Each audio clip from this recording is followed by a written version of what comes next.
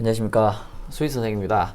우리 저번 시간에 이제 경우의 수에 대해서 조금 설명을 하고, 그리고 그 내용에 따른 문제들을 좀 풀어봤는데요. 이제 경우의 수가 끝났으니까 이제 오늘은 순열에 대해서 좀 해봅시다. 뭐 사실 순열이나 조합 이런 것들은 뭐 용어들은 고등학교 때 처음 나오지만 중학교 때도 사실 이 순열하고 조합을 배우거든요. 그래서 순열을 처음 배우면 학생들이 좀 순열을 뭐 어렵지 않게 느낄 수 있으니까 이제 우리가 중학교 때 배웠던 순열들이 고등학교에서는 어떻게 표현이 되는지, 그리고 이거를 수식으로는 어떻게 적을 수 있는지, 이것들에 대해서 조금 오늘 한번 보도록 할게요. 일단 이 순열의 의미는 뭐냐면 N개 중에서 R개를 뽑습니다. 뽑아서 이 뽑은 아이들을 줄 세우게 하는 방법이라고 생각하면 됩니다. 줄 세우기. 그래서 뭐 뽑아가지고 줄 세우기까지 해주셔야 되고요. 근데 중요한 건 이때 요 n이 서로 다른 n이라는 거. 그러니까 똑같은 애들이 n개 있는데 그 중에서 몇 개를 뽑아서 줄 세우는 게 아니고요. 완전히 다른, 그죠? 각각이 싹 다 다른 애들을 뽑아서 이제 줄 세우는 방법을 어떻게 할 것이냐, 요거에 대한 내용입니다. 아마 예를 들어서 보여주는 게 조금 더 쉬울 거라 생각을 하고요. 뭐 이렇게 봅시다. 자, A, B, C 사람이 있는데요. 우리가 사람이 3명이 있다면 이건 뭐 당연히 다른 사람이 되겠죠. 뭐 쌍둥이더라도 우리는 뭐 분명히 다른 사람은 확실합니다. 그죠? 그래서 이렇게 3명이 사람이 있는데 이 사람들을 이제 3명을 줄 세우는 방법에 대해서 한번 해봅시다. 일단 첫 번째 방법으로는 뭐가 있냐면 직접 하나하나 다 줄 세워 볼 수 있는 방법이 있습니다. 그죠? 그래서 보시면 뭐 전에도 한번 얘기했지만 저는 기본적으로 이렇게 직접 적어보고 노가다라고, 네, 그렇죠. 직접 이렇게 적어보는 방법들을 되게 좋아하거든요. 그래서 경우의 수를 잘하는 학생들은 뭐 크게 상관없지만 내가 경우의 수가 좀 약하고 경우의 수에 대해서 잘 내가 이해를 못한다, 이런 학생들은 자꾸 수식으로 뭔가 문제를 접근하지 말고 직접 적어서 자꾸 규칙을 찾는 연습을 좀 해주셨으면 좋겠어요. 그게 아마 도움이 좀 많이 될 거고요. 그래서 일단 직접 한번 적어봅시다. 적어보면 일단 제일 앞에 A가 올 수 있겠죠? 그 다음 B, 그 다음 C.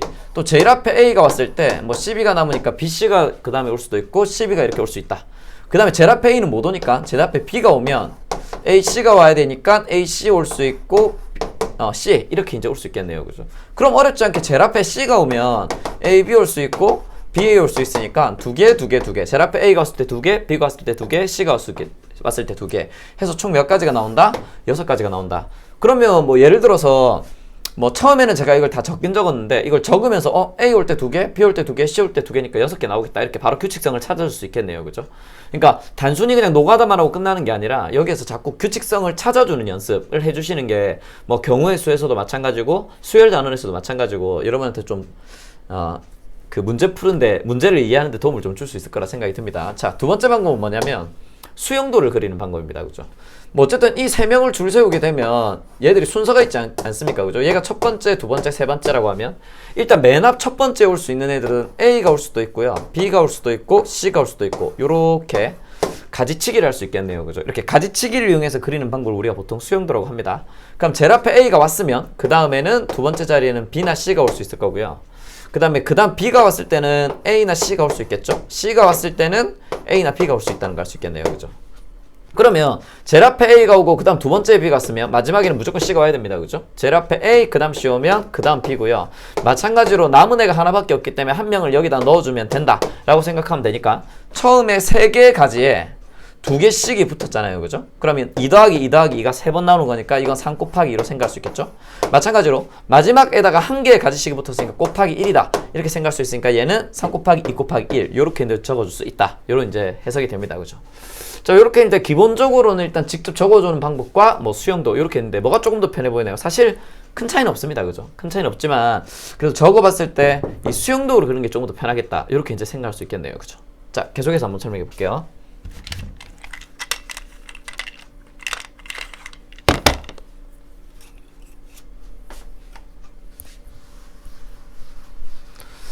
자, 일단 ABC를 줄 세우는 방법에 대해서 좀 설명을 드렸고요. 이번에는 그러면 4명으로 한번 해봅시다. ABCD 4명이 있는데 뭐 4명 중에 4명을 뽑아서 줄 세워도 되지만 제가 이 4명 중에서 3명을 뽑아서 줄 세우기를 한다고 해봅시다. 자, 그럼 일단 첫 번째로 할 수 있는 건 뭡니까? 역시나 직접 적어주는 방법이 있습니다. 그죠? 제일 앞에 A가 왔으면 BCD 올 수 있고 BDC 올 수 있고요. 그러니까 두 번째 B가 온 경우죠. 두 번째 C가 오면 B부터 해봅시다. BD, DB. 여기에 D가 오면 BC, C, B 이렇게 해서 이제 제일 앞에 A가 왔을 때 총 몇 개를 적을 수 있냐면 6개를 적을 수 있습니다. 그죠? 그러면 제일 앞에 A가 왔으니까 뒤에 몇 명이 남는 거예요? 3명 남는 거 아닙니까? 그죠? 그러면 B, C, D 3명을 줄 세우는 방법이 6개 나오는데 이게 뭐라? 이거랑 원리가 동일하네요. 그죠? 그러니까 이런 규칙성을 찾아주셔야 된다고요. 그럼 제일 앞에 B가 왔을 때 남는 애들이 누구냐면 A랑 C랑 D가 남지 않습니까? 그죠? 그럼 제일 앞에 B가 왔을 때 여기에 줄 세우면 두 번째 A가 왔을 때 역시나 2개, C가 왔을 때 역시나 2개, D가 왔을 때 역시나 2개니까 여기서도 몇 개가 나온다? 6개가 나온다. 그럼 제일 앞에 C가 왔을 때도 6개, 제일 앞에 D가 왔을 때도 6개가 나오는 구조다. 이렇게 이제 된다는 걸 알 수 있습니다. 그죠? 그래서 총 뭐다? 6개, 6개, 6개, 6개니까 24개다. 역시나 이렇게 생각할 수 있겠네요. 그죠? 그래서 이렇게도 이제 생각할 수 있고요. 또 두 번째 방법은 아까도 했던 것처럼 뭘로? 수용도를 이용한 방법으로 할 수 있습니다. 그죠? 그래서 칸이 이렇게 3개가 있는데 수용도를 이용하면 제일 앞에 올 수 있는 게 A나 B나 C나 D 중에 올 수 있겠네요. 그죠? 자, 얘들이 온다고 치면 제일 앞에 A가 왔을 때 그 다음 올 수 있는 건 B나 C나 D 중에 올 수 있을 거고요. 역시나 B가 왔을 때는 A나 C나 D 중에 올 수 있으니까 역시나 뭐다? 다 적을 필요가 없죠. 여기도 3개가 올 거고요. 여기도 3개가 오겠네요. 그죠? 자, 제일 앞에 A가 오고 그 다음 B가 오면 그 다음 올 수 있는 건 C 아니면 D 아닙니까? 그죠? 제일 앞에 A 그 다음 C면 여기는 B 아니면 D가 되겠죠. 마찬가지로 D가 오면 B 아니면 C니까 역시나 2개가 붙어서 제일 앞에 A가 왔을 때 총 몇 개? 2개, 2개, 2개라서 총 6개가 나온다는 걸 수 있습니다. 그죠? 그럼 요거는 동일하지 않습니까? 그죠? B가 왔을 때도 6개, C가 왔을 때도 6개, D가 왔을 때도 6개 이렇게 생각을 해주셔도 되고요. 아니면 여기에서 가지를 칠 수 있는 게 총 4가지였잖아요. 그죠?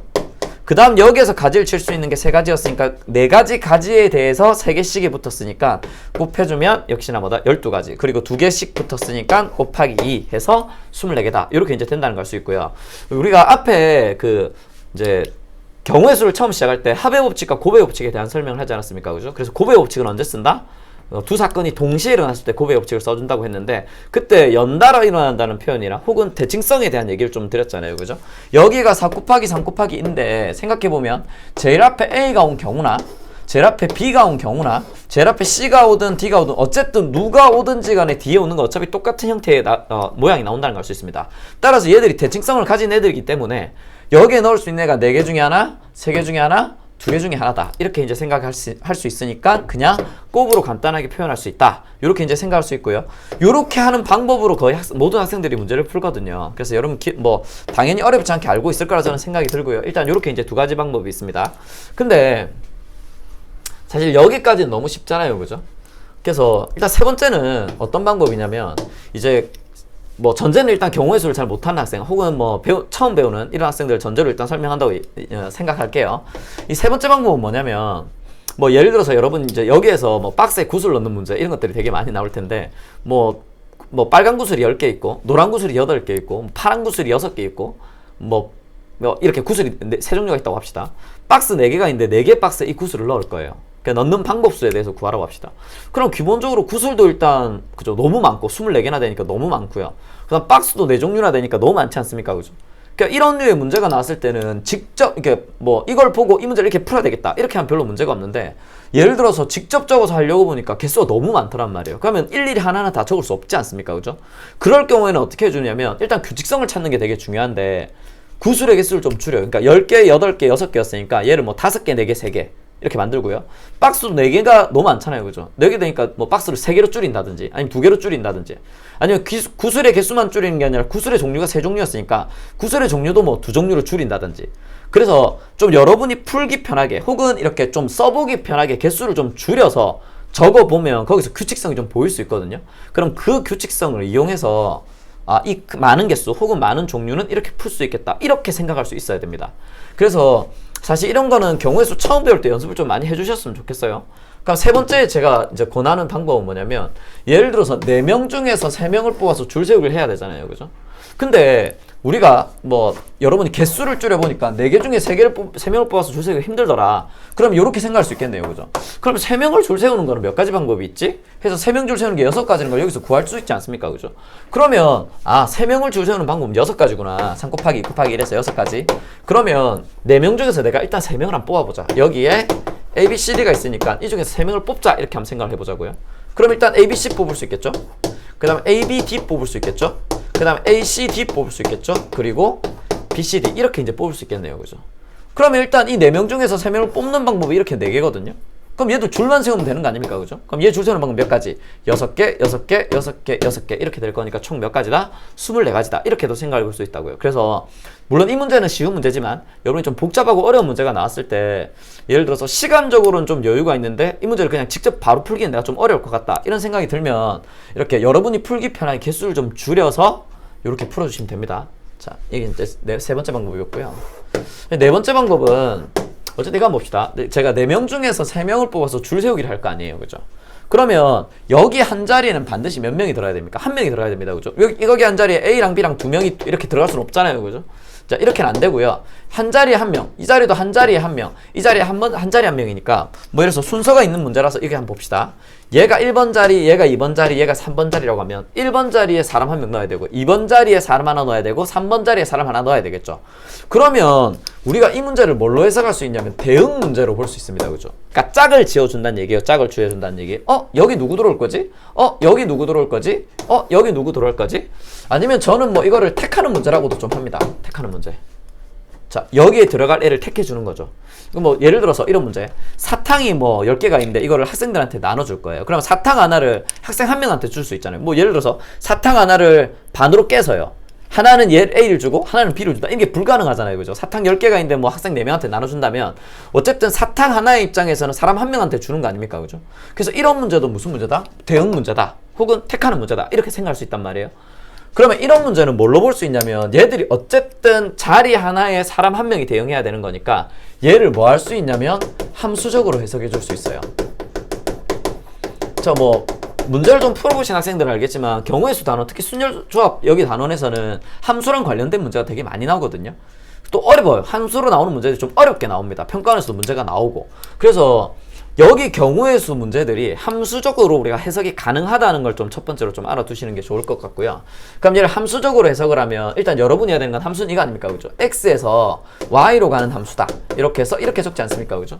그러니까 누가 정의역이 될 거고 누가 공역이 될 건지를 일단 결정해 주셔야 돼요. 즉 다시 얘기하면 누가 누구를 뽑는지를 일단 결정해 주셔야 되거든요. 그럼 얘는 1, 2, 3번이란 자리가 있고요. 여기 사람 있잖아요. 그러면 여러분이 생각해야 되는 건 사람이 자리를 뽑는 건지 뭐 이렇게 얘기한다는 얘기는 이놈이 정의역이 되고 이놈이 공역이 된다는 얘기입니다. 그죠? 아니면 자리가 사람을 뽑을 건지를 일단 먼저 결정해 주셔야 돼요. 함수적으로 해석을 해야 되니까. 그러면 이거부터 한번 해봅시다. 보통은 뭐 당연히 사람이 자리를 뽑는다. 혹은 사탕을 사람한테 나눠준다고 생각을 하면 사람이 사탕을 고른다. 이렇게 생각하잖아요. 그죠? 그러니까 일반적으로는 우리가 영어 같은 걸 배우면 뭐 능동이니 수동이니 뭐 피동이니 뭐 이런 걸 배우니까 그런 얘기들이 나오지만 수학에서 논리적으로 따졌을 때는 자리가 사람을 뽑을 수도 있고 혹은 사탕이 사람을 뽑을 수도 있어요. 항상 사람이 뽑는 게 아닙니다. 아니면 사탕을 상자에 넣는다. 그러면 그렇죠. 사탕이 상자를 뽑을 수도 있고 아니면 상자가 사탕을 뽑을 수도 있고 사실 얘들 둘이는 직접 뽑을 수 있는 애들이 아니잖아요. 그죠? 그래서 이런 것들은 문제에서 여러분이 직접 찾아주시면 돼요. 크게 어려운 게 아니니까 한번 적어볼게요. 지금 사람 A, B, C, D가 있죠? 자리가 있는데 1번 자리, 2번 자리, 3번 자리가 있는데 뭐가 맞는지 한번 봅시다.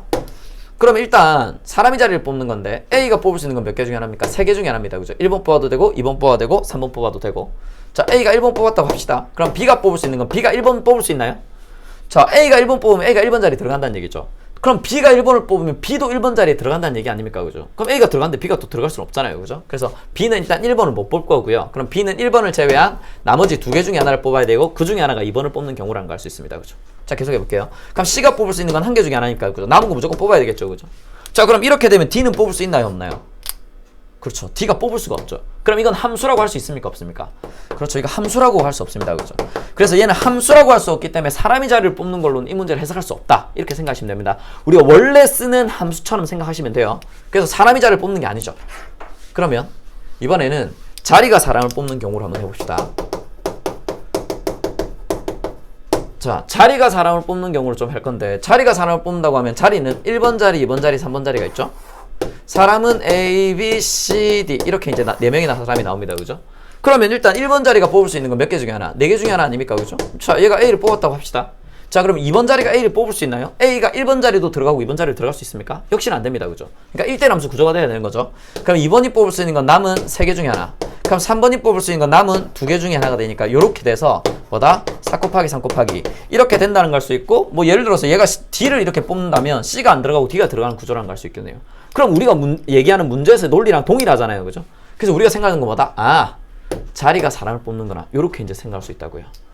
그러면 자, 요거 좀 수영도 좀 지울게요. 수영도에서도 아까 나왔던 내용인데 봅시다. 여러분이 생각해야 되는 건 여기가 1번 자리, 여기가 2번 자리, 여기가 3번 자리면 누가 누구를 뽑는다? 자리가 사람을 뽑아요. 그럼 1번한테 물어보는 거죠. 야, 너 누구 뽑을래? 그럼 얘가 뽑을 수 있는 건 뭐다? A, B, C, D 4명 중에 하나 뽑을 수 있는 거 아닙니까? 그죠? 여기 A 뽑았다고 할게요. 그럼 여기서는 이제 더 이상 A를 못 뽑죠. 그럼 얘는 A를 제외한 나머지니까 얘에서 뽑을 수 있는 건 3개 중에 하나, 여기서 뽑을 수 있는 건 2개 중에 하나, 이렇게 생각할 수 있겠네요. 그러니까 4 곱하기 3 곱하기 2가 나온다는 게 수용도적으로 생각했을 때도 이렇게 나온다고 생각할 수 있지만 이거는 뭐다? 자리가 사람을 뽑는 거기 때문에 수식이 이렇게 나온다는 거. 요렇게 좀 기억해 주시기 바랍니다. 자리가 사람을 뽑는다는 거. 자, 그리고 하나만 더 해볼게요. 지금 우리가 순열을 하고 있는데 어쨌든 우리가 순열을 배우고 나면요. 중학생들도 처음 순열 배우면 순열 굉장히 잘하거든요. 근데 조합을 배우면 조합이 좀 어려워요. 중학생들 기준입니다. 그러면 조합을 배우고 나면 재밌는 게 순열도 안 됩니다. 왜냐면 순열하고 조합을 구분을 잘 못 해내거든요. 그러면 이제 여기 우리 확통에서는 순열 조합뿐만이 아니라 뭐 원순열도 나오고 같은 것이 있는 순열도 나오지만 어쨌든 순열, 조합, 중복 순열, 중복 조합 이 4개를 구분할 수 있어야 되거든요. 근데 이거에 대한 구분이 좀 어려워요. 이거에 대한 구분이 어려워서 제가 여러분한테 추천드리는 건 일단 여러분이 해야 되는 건 다시 한번 해볼게요. 이걸 합니다. 누가 누구를 고르냐를 먼저 결정해줘요. 누가 먼저 누구를 고를까 결정해주고 나면 얘들이 뽑을 수 있는 건 어차피 A, B, C, D 중에 뽑을 수 있잖아요. 그죠? 그래서 함수적 해석에서 끝내지 말고 얘를 하고 나면 이 1, 2, 3이 뽑는 거니까 1, 2, 3한테 누구를 뽑을 수 있는지를 꼭 물어보세요. 자, 물어봅시다.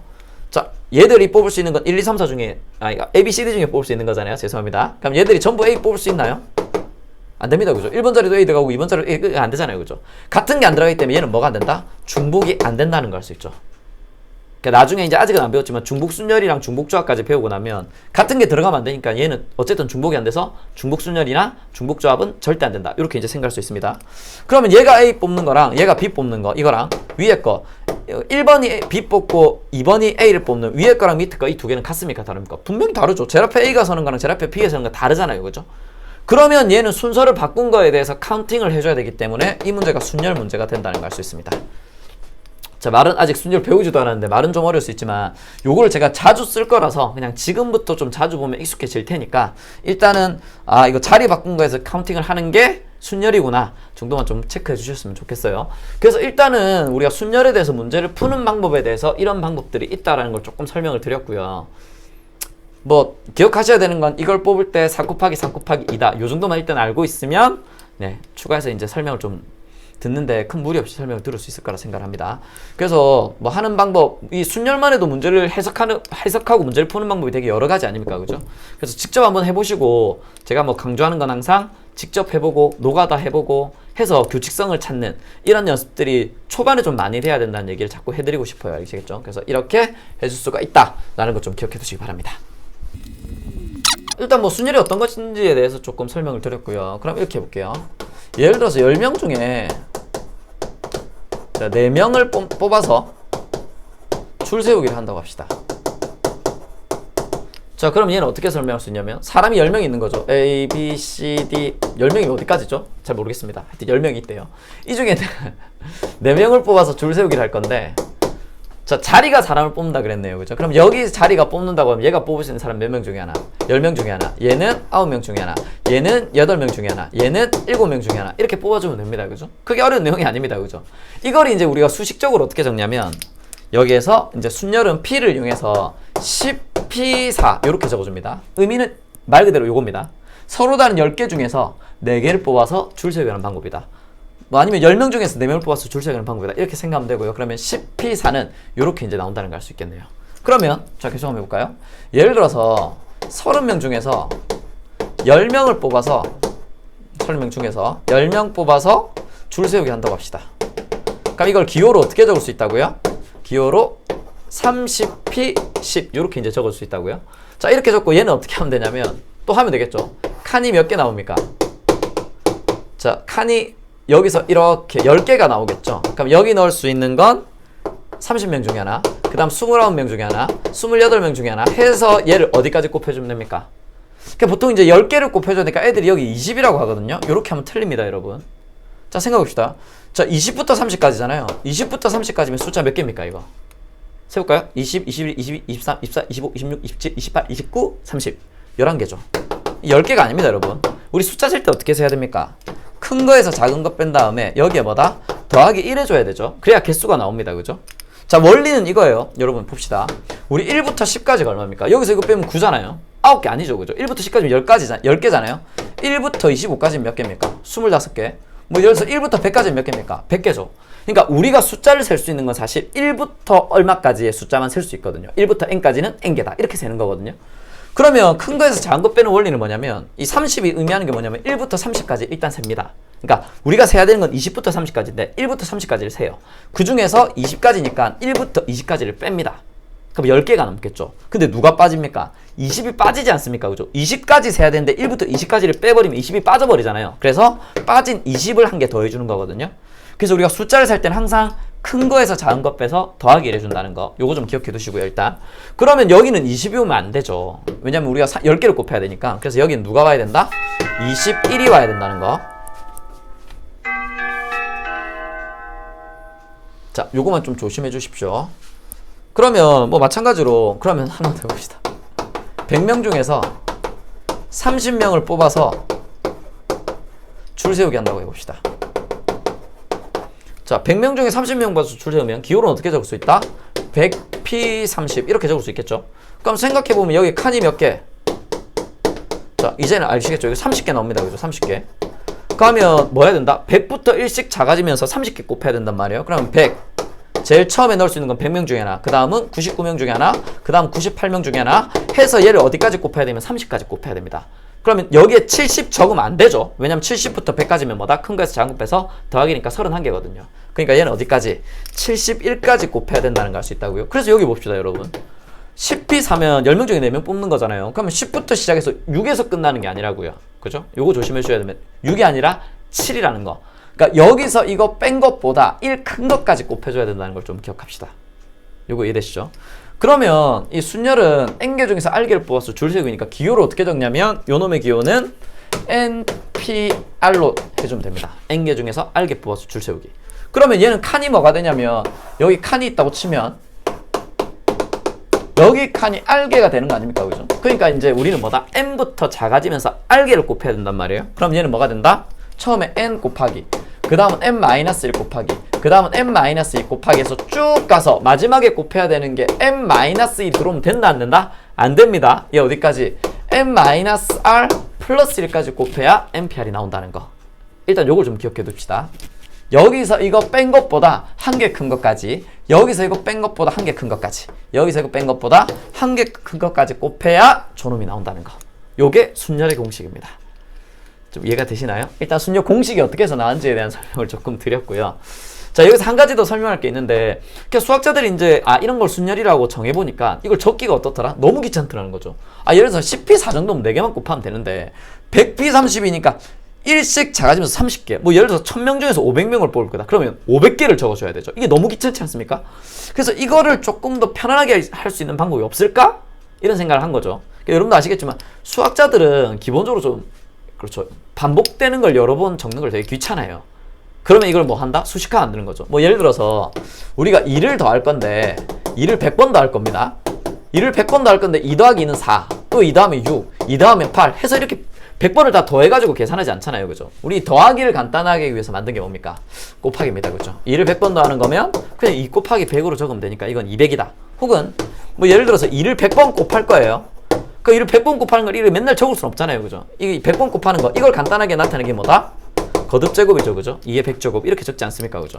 자, 순열에서 숫자가 1씩 작아지면서 곱해지는 형태가 계속해서 나오더라고요. 그래서 이거를 좀 간단하게 표현하기 위해서 수학자들이 뭔가를 하나 만듭니다. 그놈의 이름이 뭐냐면 계승이라고 그러죠. 이걸 n의 계승 혹은 n 팩토리얼이라고 합니다. 그죠? 계승보다는 팩토리얼이라는 용어를 좀 더 선생님들도 많이 쓰시는 것 같으니까 저도 이제 팩토리얼이라고 할게요.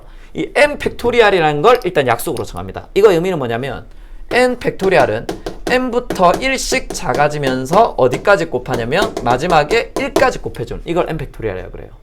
그러면 예를 들어서 5 팩토리얼은 뭐냐면 5부터 1씩 작아지면서 1까지 곱하는 이걸 얘기하는 거고요. 뭐 예를 들어서 3 팩토리얼은 얼마냐면 3부터 1씩 작아지면서 그러니까 1씩 작아지면서 1까지 곱한 거. 그러면 100 팩토리얼은 뭐냐면 100부터 1씩 작아지면서 어디까지? 1까지 곱한 거. 이렇게 이제 표현할 수 있겠네요. 그죠? 자, 순열을 간단하게 표현하기 위한 방법입니다. 그러면 여기서 여러분이 좀 기억해야 되는 건, 이건 약속이니까 그냥 외우셔야 되고요. 5팩토리알.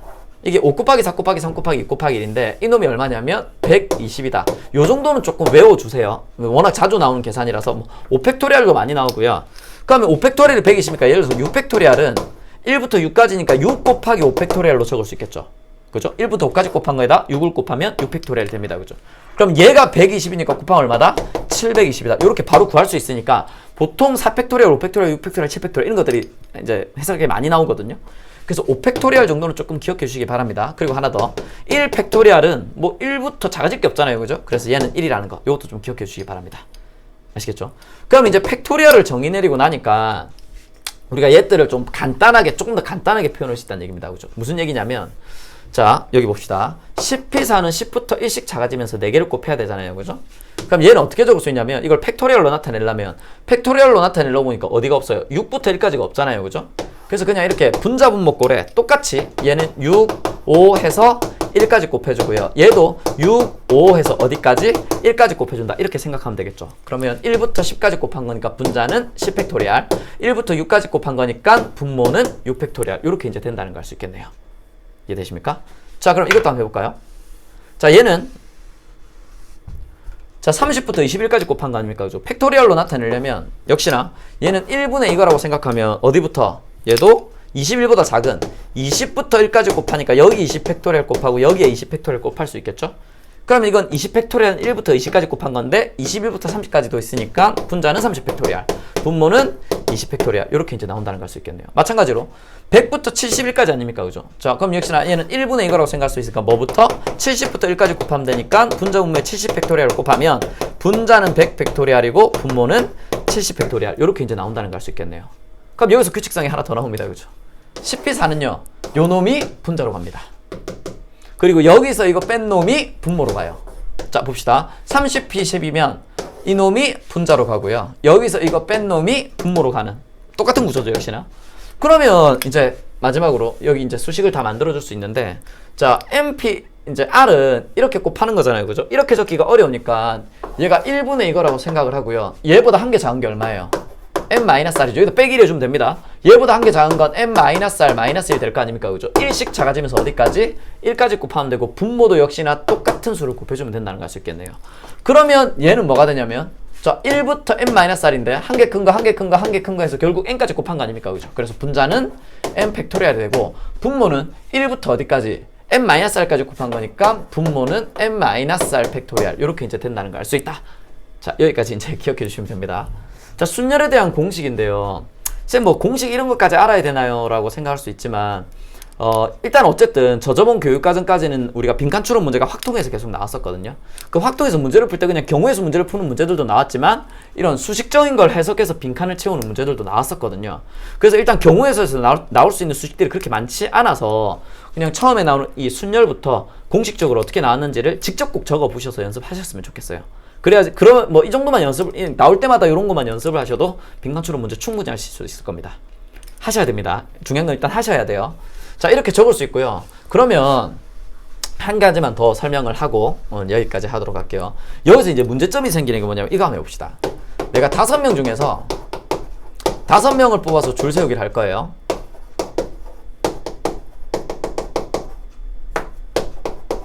자, 이걸 할 겁니다. 그러면 얘는 우리 기호로는 일단 뭘로 적을 수 있냐면 5P5로 적을 수 있겠죠. 그럼 칸이 5개 나오니까 5 곱하기 4 곱하기 3 곱하기 2 곱하기 1이니까 얘는 뭐 5팩토리얼이 된다는 걸 알 수 있습니다. 그죠? 그래서 이런 것들은 애들이 잘 해요. 5명 중에 5 이제 뽑아서 줄 세우는 방법은 5팩토리얼. 4명 중에 4명 뽑아서 줄 세우는 방법은 4팩토리얼. 뭐 10명 중에 10명 뽑아서 줄 세우는 방법은 10팩토리얼. 이렇게 그냥 아무렇지 않게 하거든요. 근데 문제는 공식을 적으면서 올게요. 공식. 5P5는 알고 있죠, 여러분? 얘가 분자로 가죠. 분모는 여기서 이거 뺀 게 들어가야 되지 않습니까? 그죠? 뺀 거에 팩토리얼인데 어래? 여기서 이거 빼니까 얼마 나옵니까? 0 팩토리얼 나오지 않습니까? 그죠? 근데 얘 둘이가 같아야 되죠.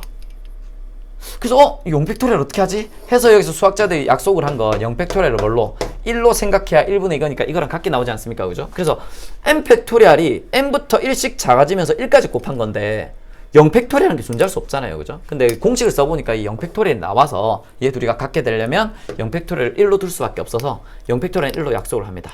그래서 요거까지 조금 기억해 주시고요. 그러면 이제 오늘 배운 거 이제 순열이 뭐냐 이거에 대한 거랑 순열의 수식이 뭐냐 이거에 대한 거 설명을 조금 드렸고, 여기서 요거 하나만 좀 기억을 해 두시기 바래요.